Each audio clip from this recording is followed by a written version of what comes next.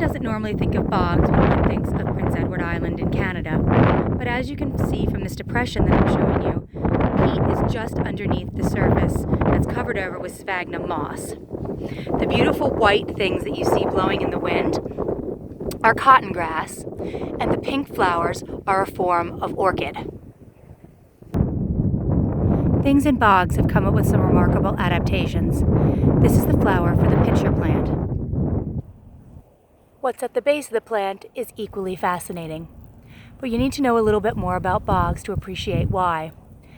They are low oxygen and highly acidic environments, mostly caused by the fact that the sphagnums that grow here, you can see that they're the short green things in the picture, produce a very low amount of oxygen due to their slow growth and trapping of water in a reasonably sedentary style. These plants actually encourage insects to fall into them. Once they've done so, they devour them to help increase the amount of nutrients that's lacking in the soil naturally. It's been shown that these plants will actually stop eating insects if the soil that they're planted in is nutrient rich. There's also one lesser known carnivorous plant. This would be the sundew. It's the red plant that you see right here in the video. If you notice, it has little sticky beads of dew, which encourage insects to come close. They are then wrapped up and devoured.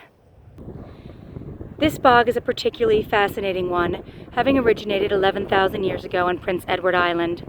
You can see it's the ocean out to the right, and then pretty much bog stretching as far as the eye can see. This is also a wind farm area where they're doing research on how to better implement wind technology into Canada's infrastructure. I'm very glad that they did, because I'm not so sure that areas like this would have survived if it hadn't been for this unique wind opportunity.